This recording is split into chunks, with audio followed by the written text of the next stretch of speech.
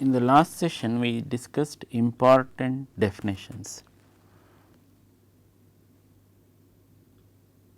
They are the definitions which really go into the strategic management process.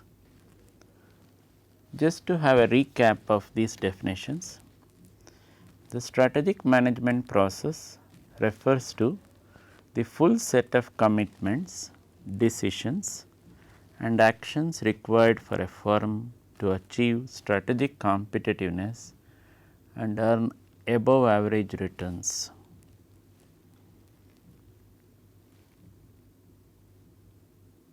Some explanation further on the terms used. Strategic competitiveness is achieved when a firm successfully formulates and implements a value creating strategy. Then what is an above average return? An above average return occurs when a firm develops a strategy that competitors are not simultaneously implementing. It provides benefits which current and potential competitors are unable to duplicate. I gave you some examples in the last class on each of these. Okay.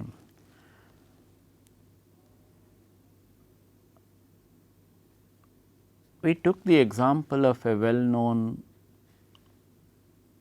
razor manufacturing company, that is Gillette. It has come out with its new product, that is the Mash 3. The Mash 3, according to the company, uses a triple blade technology, and this triple blade technology, which can be, according to the company, harsh on the beard and can in fact come down very harsh on even the toughest of beards.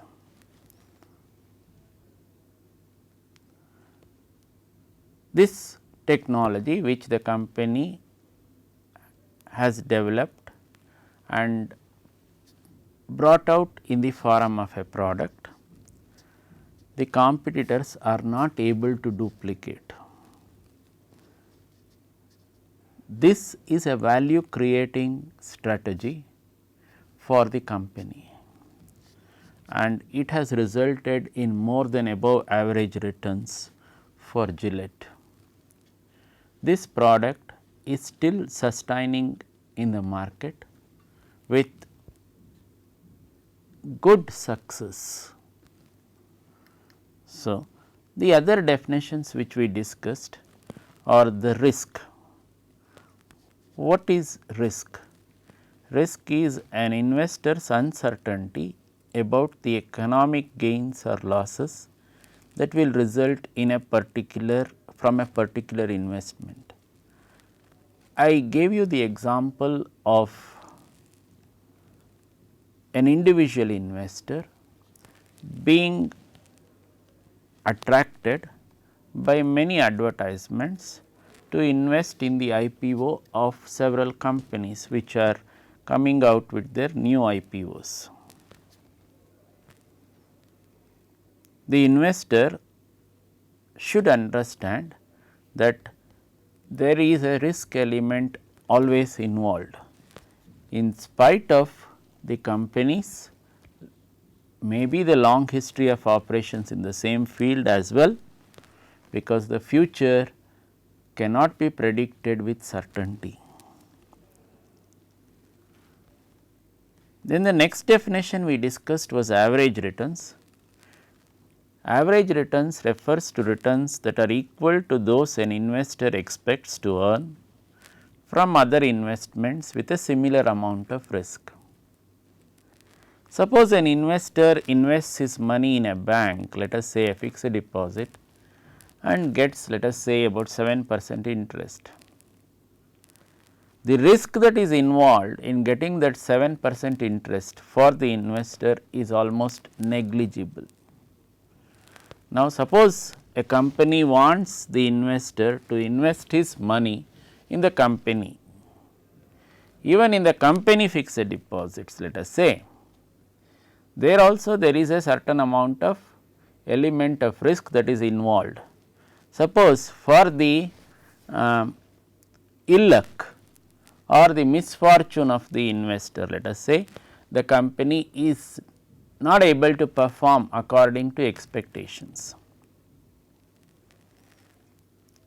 First, it may not pay the interest on the fixed deposit. Second, it may so happen it may not be in a position to return the principals also regularly. This happened to a well known finance company in the country, which was promoted by a well known manufacturing company. The company that I am referring to is the CEAT Financial Services, which was promoted by this well known tire manufacturing company CEAT. So, the result is it was not able to pay its depositors not only the interest, but also the principal. In fact, it went to the arbitration courts, requested the courts to allow it to pay the deposits over a certain time period, say 5 years, 3 years to 5 years, and said we will repay the deposits over this 3 to 5 years period at 20%, 25% like that, all these things. So, in fact, many of the depositors who have deposited in this CEAT Financial Services still are getting these types of returns at this 20% or 15% as agreed to by the court and which has been accepted by the company. So, even now this is this brings you to the point that an investor would be interested in investing his money in the company, provided he is assured of a higher return than a, let us say, a bank where minimal interest is, where he can get a reasonable rate of interest with minimal risk. Then we looked at the strategic flexibility.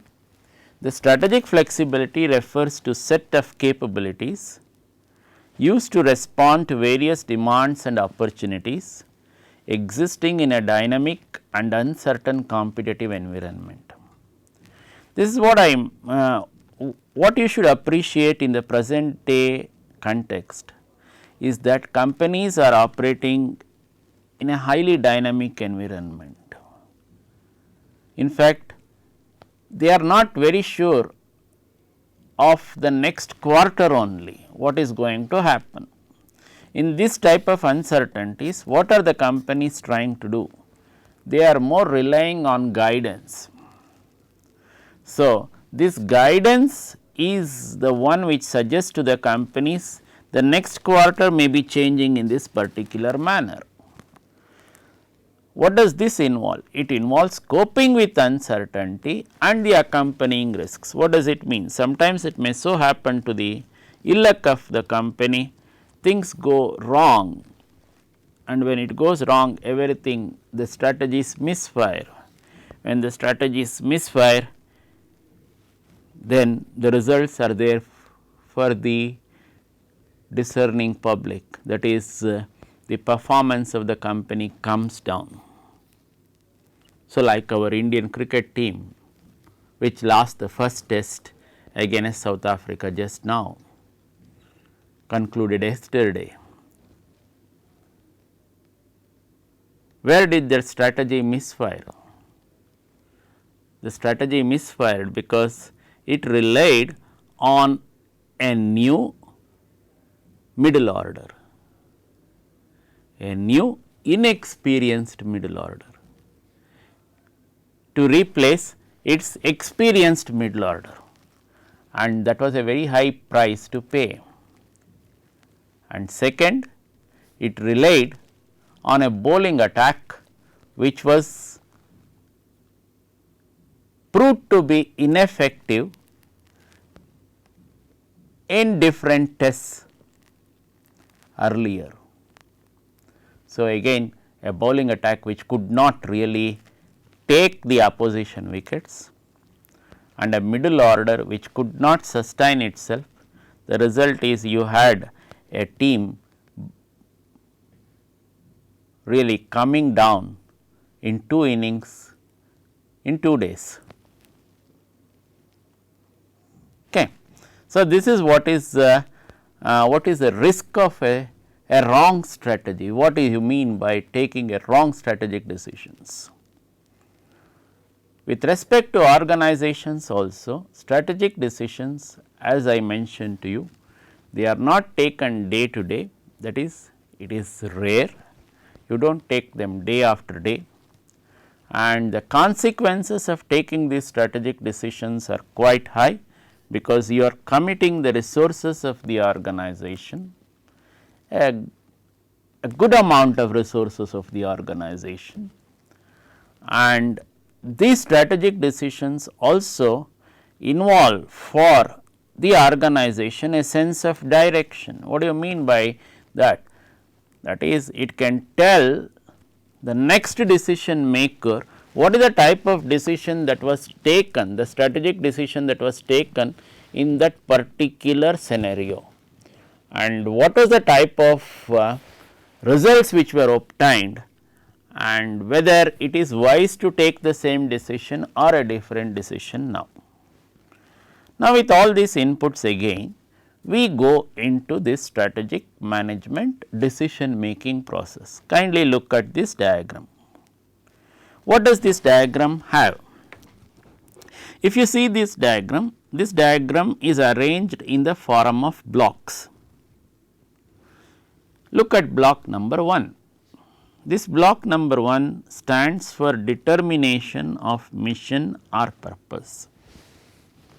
What do you mean by this? It means why did the organization come into being? Why should this organization be brought into existence at all? So, take the example of Indian Telephone Industries. This was the first public sector undertaking to be started by the independent Indian government. What was the purpose for which this organization was started? To fulfill the telecommunication needs of the country. So, this is the purpose. So, this organization was having this mission or purpose like to fulfill the telecommunication needs of the country. Come to block 2. What does this block 2 mean? It means environmental assessment, that is threats and opportunities. What do we understand by this? Environment means the business environment in which the organization is functioning. We are looking only at business environment, kindly keep that in your mind. So, the business environment in which the organization is functioning, what do we understand by the term threats? Threats refers to the number of competitors already in the existing business. Suppose in 1948, when this company Indian Telephone Industries was started, if you looked at this block environmental assessment, threats and opportunities, applied it to IT, how did it look like? Threats. How many companies were manufacturing this telecommunication equipment in the country immediately after independence? The answer that you would get is practically 0. That is, the company Indian Telephone Industries was in fact a monopoly player. It was entering a monopoly market. So, whatever it said was the last word in the telecommunication market in the country. Then what about these opportunities? The opportunities that presented for the telecommunication market was simply unimaginable, huge. So, without communication, you really do not have anything in the marketplace. Of course, this scenario has undergone a sea change as we have moved from 1948 to 2010. So, you have the mobile communication, you have the e-commerce, you have the e-business, all these are different forms of communication changes which have taken place due to technology changes. Now, come to the third block, that is organizational analysis, strengths and weaknesses. The organizational analysis, strengths and weaknesses, suppose we apply to a company like ITI again. What is the strength of ITI?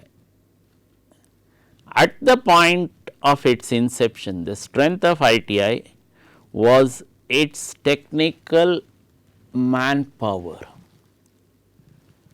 The technical manpower that was infused into ITI to come out with telecommunication products was its strength.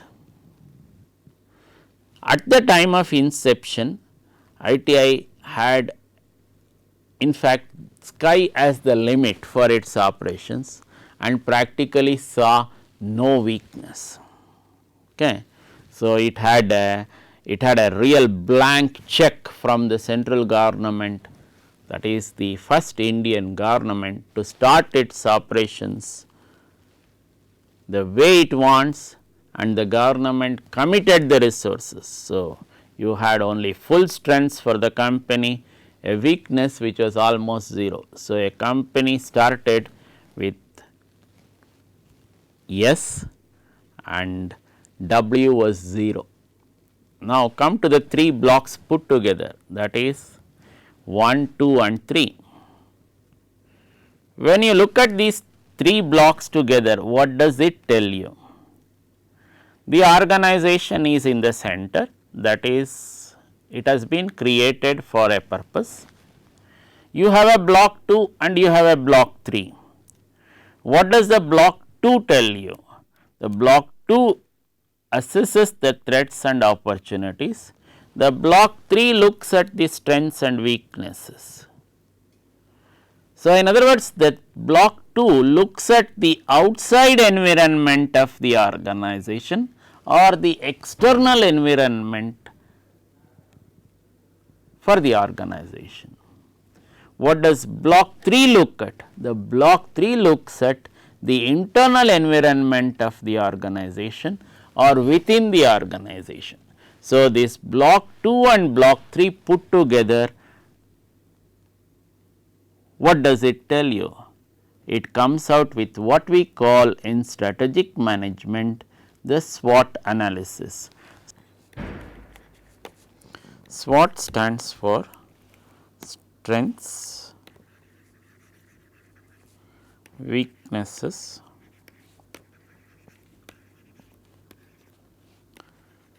opportunities and threats.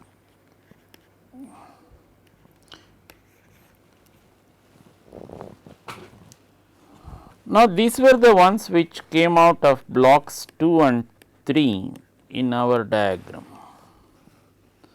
So, this is the example which I gave you in the first class to give you what does an Akshauhini consist of. I will just keep that as such. Now, come back to this particular PowerPoint, the slide what we were discussing.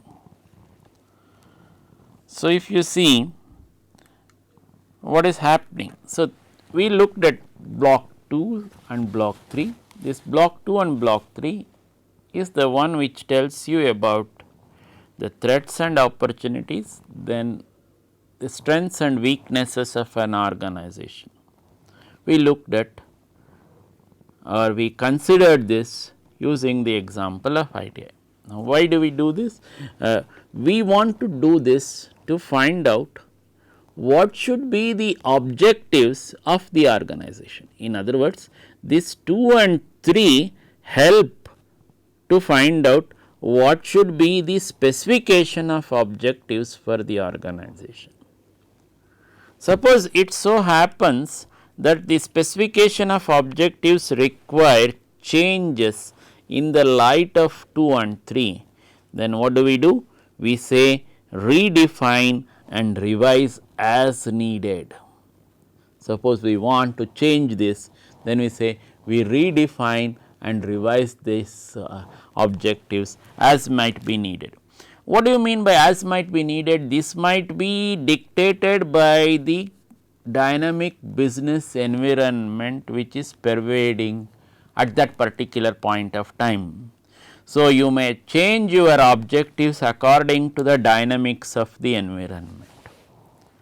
Similarly, the specification of objectives will help you to formulate the strategy or the strategic plan. Why are we formulating this strategy or strategic plan?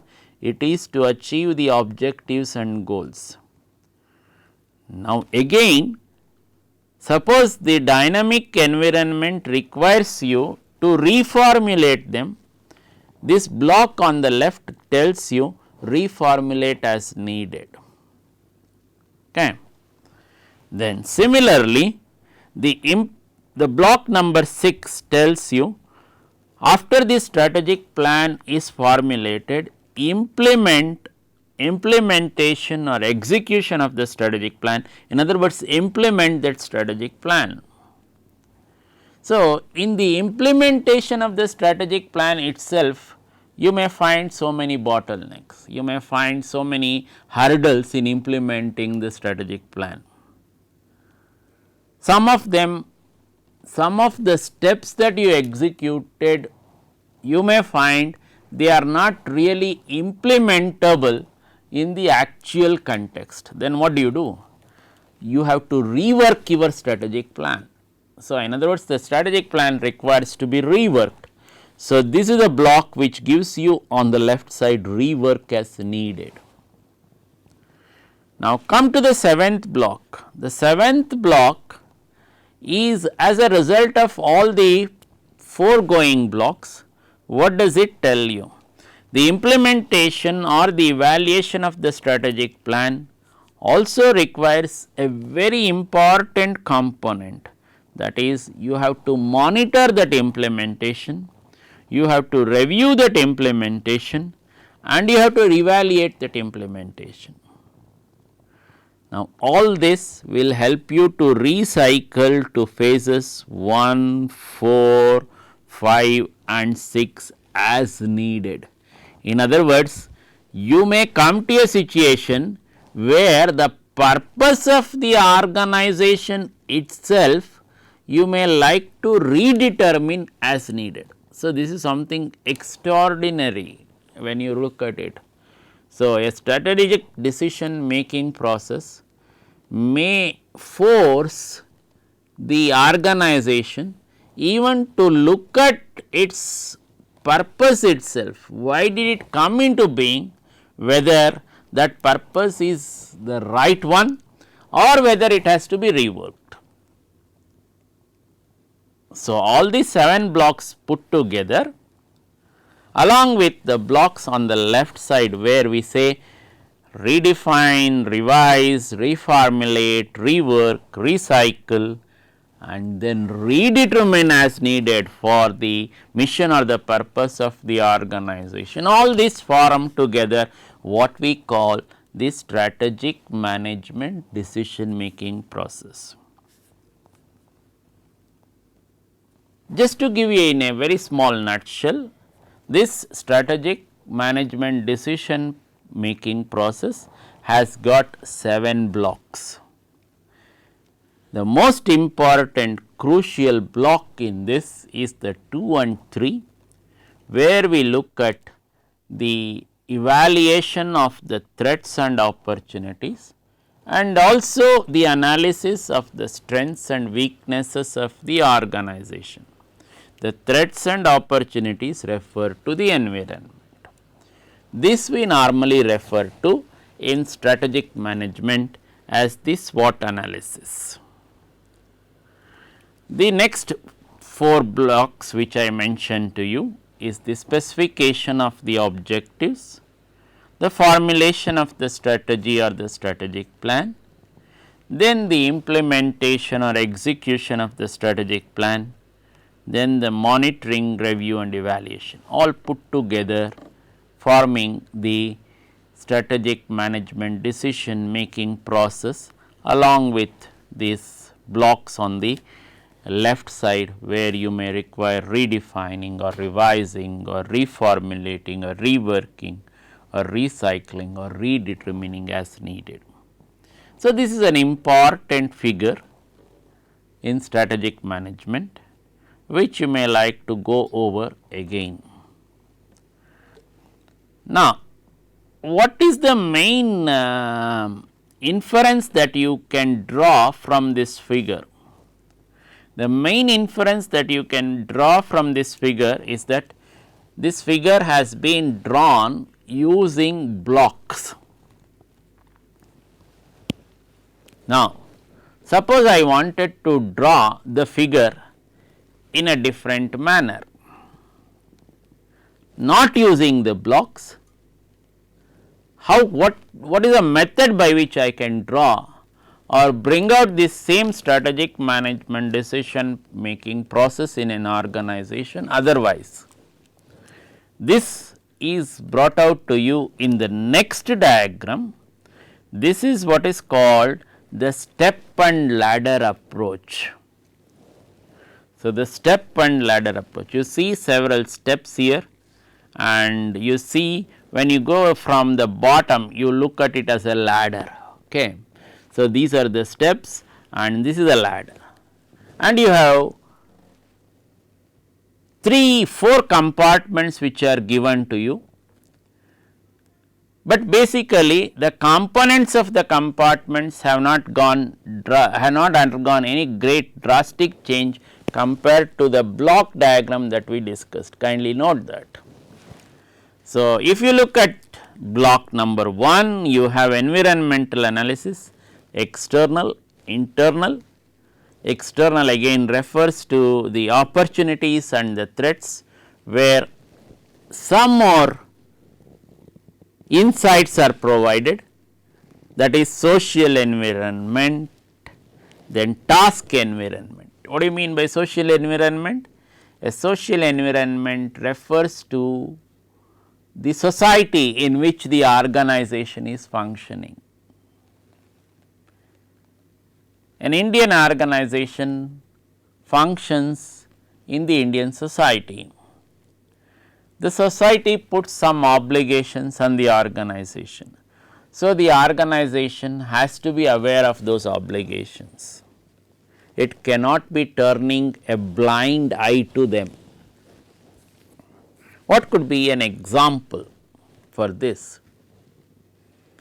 Take the working conditions for women in organizations. An organization has to provide certain facilities for its women employees. What is the types of facilities which an organization is expected to provide? It has to provide something like a creche, where the children of the women employees can be looked after when the employees are working in the organization or the factory or whatever it is. Then some additional facilities for their medical care, not only for the woman employee, for also for the children. These are tasks which are enjoined on the organization concerned. What is the task environment? Task environment is nothing but the business environment in which the organization functions. So, there it has to look at how many players are there in the market, what is the type of market in which it is functioning, whether it is a monopoly market or a oligopoly market, or where is it, or a duopoly market. So, how does it really formulate its strategies? Internally, it has to look at the structure, the culture and the resources. What do you mean by culture? This is one aspect in which our country prides itself, that is, we have a culture which dates back to more than 5,000 years old. So, we have a certain respect for our elders.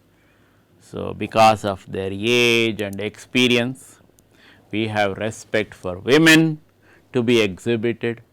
So, all these things are to be followed or are to be shown in organizations also.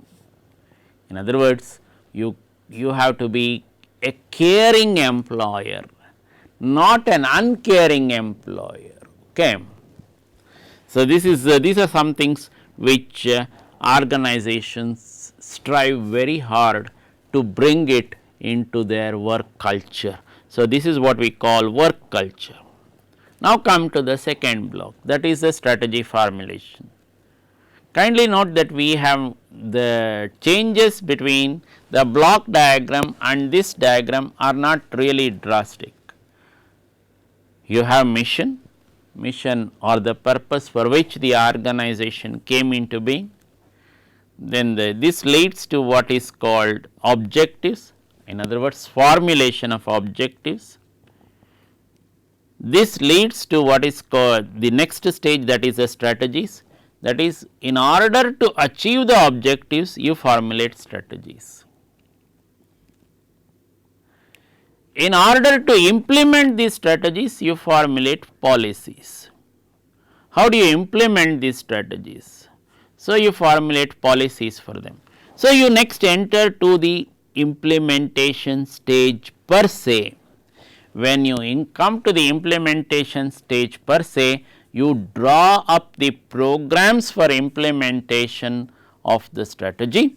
So, in order to implement the strategies, you formulate policies, then you come to the implementation stage itself, where you have the programs for implementing the strategies.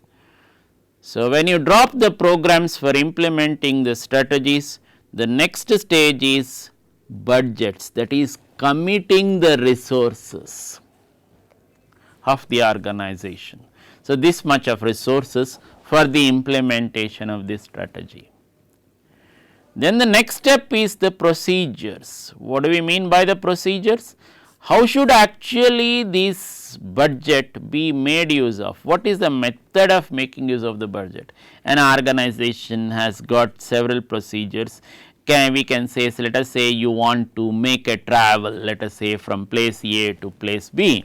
You have a travel requisition to be made out, and depending on your eligibility, the organization may say you go by this mode of transport, whether it is the train, bus or the air, and then depending on your eligibility, the organization might also tell you, you are eligible to stay in this type of hotel or guest house, and this is the TA, that is a travel allowance eligible to which you are eligible, or and this is a daily allowance to which you are eligible. Make yourself comfortable with this daily allowance. This is the type of things. So, all this comes under procedures. Similarly, what could be another example of the procedure? Let us say your vendor supplies materials to an organization. When the materials are supplied to the organization takes the materials to stock, but it may like to check the quality of the materials before releasing the payment. Now, this method has undergone a lot of change. Take for example, the organization Myco, now known as Bosch. What is the type of changes that have undergone? Now, this company says the vendor is responsible for the quality of the product that is being supplied. It wants to absolve itself of the quality checks. So, it wants to tell the vendor, you are responsible for whatever you are supplying. Now, you may ask the question, what happens if the vendor is found wanting in quality? Then immediately that vendor will be blacklisted by the organization concerned. In other words, the onus is put on the vendor. So, the organization says you do the quality check at your place 100%, and my production process should not in any way be affected by lack of quality or inferior quality of materials which you supply. Suppose it were to happen, then we are blacklisting you. So, blacklisting is what do you call a high dent which will be caused on the supplier organizations, and the supplier organizations are extremely careful on this note. Now, the next question is, okay, fine, you put this onus on the organizations which are supplying these materials, all right, but what does these vendor organizations get in return?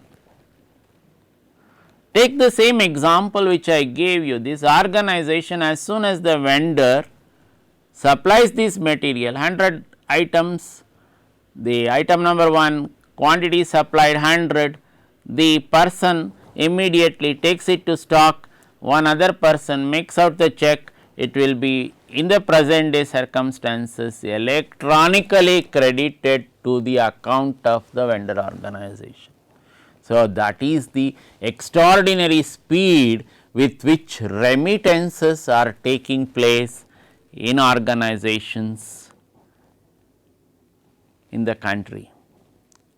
And what could be a better example than Bangalore, okay, where you have the hub of the IT industry, and you have top class manufacturing and other electronic industries also. Now, we come to the last block, that is the evaluation and control. The evaluation and control, what are we really looking at? We are looking at the performance of all these things which we did in blocks 2 and 3. That is, we formulated the strategy, we implemented the strategy. Now, we want to know what has been the performance. So, this is the last step. So, if you see these steps, if you go down, you are going in the form of steps: mission to objectives to strategies to policies to programs to budgets to procedures to performance. Now, below all this is running this bottom line, that is the feedback and control. This feedback and control is in fact applicable for all the blocks, that is, it is applicable for evaluation and control, it is applicable for implementation of strategy, it is applicable for strategy formulation, and it is also applicable for environmental analysis. What do we mean by this? It is also applicable for environmental analysis, because the environment is dynamic. Sometimes the steps that we took for assessing our internal environment, suppose it needs to be changed, all these things have to be brought out.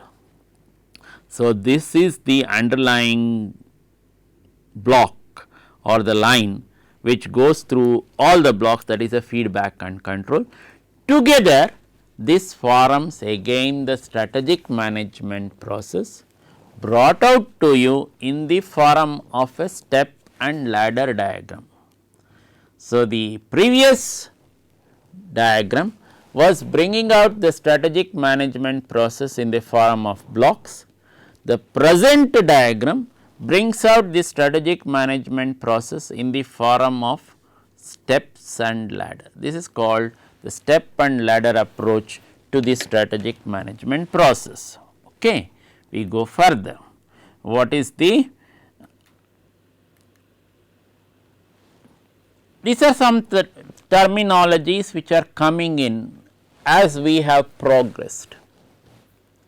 So, as I mentioned to you in the first class, this term strategy was formally used by this gentleman Ansoff when he was working in this Lockheed Aircraft Corporation in the year 1965. So, for the first time in the country, that is in our country, we started implementing the corporate plan in 1974. The company which did this was the Bharat Heavy Electricals, that is BHEL. Now, over these 35 to 36 years, so many changes have taken place. That is, the corporate plan has given way to strategic management. The strategic management has come through different process stages. What I gave you was putting all these process stages in the form of two figures, the first figure in the form of blocks and the second figure in the form of step and ladder. I tried to present to you some examples from the live situation. Let us say we took the example of Indian Telephone Industries when it started down to the new organization, say the Bosch. How does it really, the types of changes that have taken place, and tried to explain the strategic management process. Now, what has resulted in all this, or what has resulted through all this? What has resulted through all this is the organization is also learning. That is, the organization is also learning through all these processes. It says, okay, we did this at this point of time, whether it is a right thing. Now, if it is not the right thing, how do we correct this? So, the present day organization, in order to be sustaining itself, has to be a learning organization. So, the present day organization has to be a learning organization. So, what are the characteristics or what are the features of this learning organization? What is the types of activities it is going to perform? So, this is what I am going to present to you in this slide. A learning organization performs 4 main activities. The first one is solving problems systematically. This is very important. Do not solve a problem in a haphazard manner. This is what we discussed when we were looking at the decisions in an organization, that is the strategic decisions. When we looked at those strategic decisions, we said, suppose we took those strategic decisions with care and we implemented them properly, it is likely to result in success.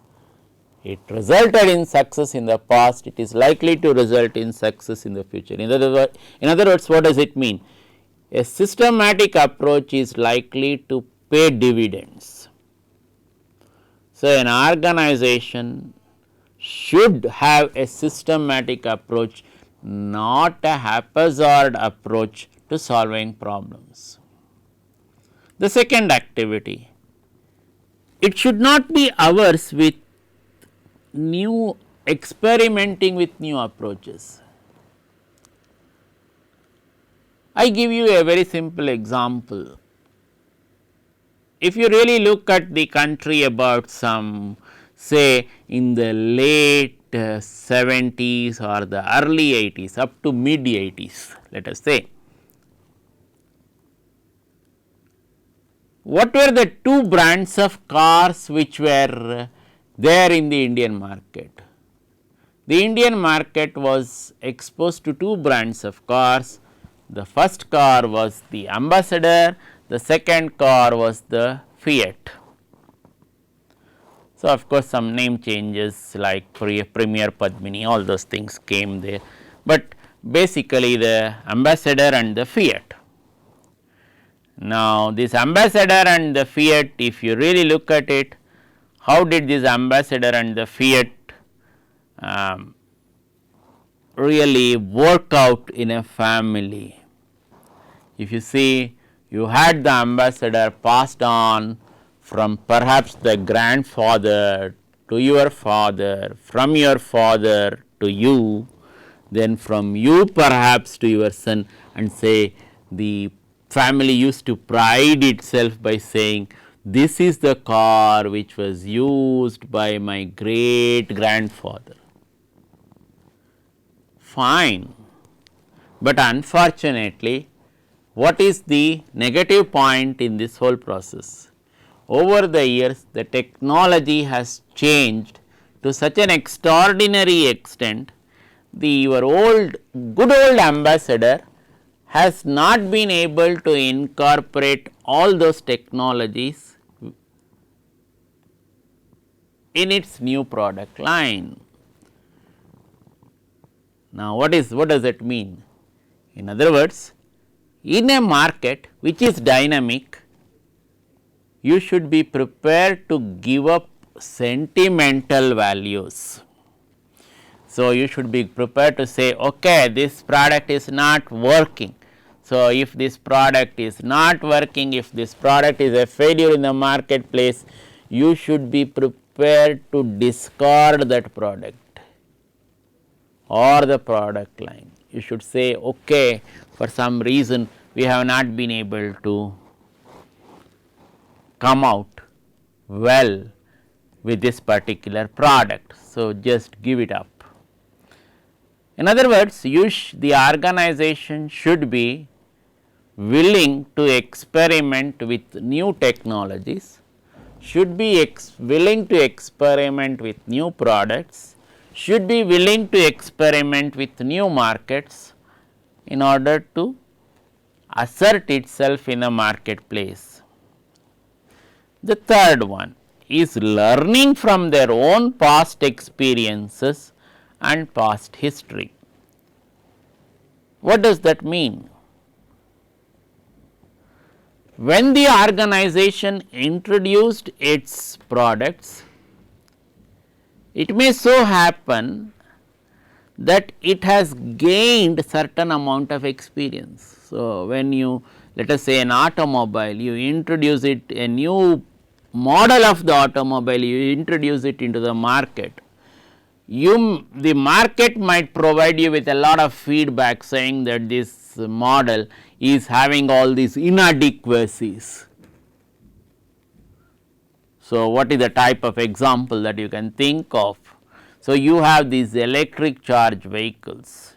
So, one of the market feedbacks which the market is giving to the company is that this charge is sustainable only for this many kilometers. Suppose I want to have a longer drive, this charge is not going to sustain.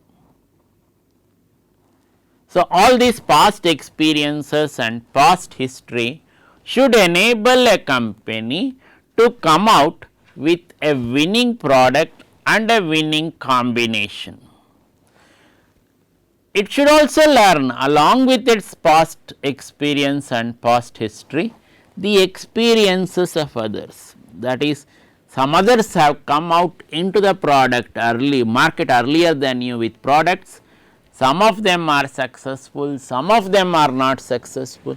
Why were they successful and why this failed? All this should be brought out.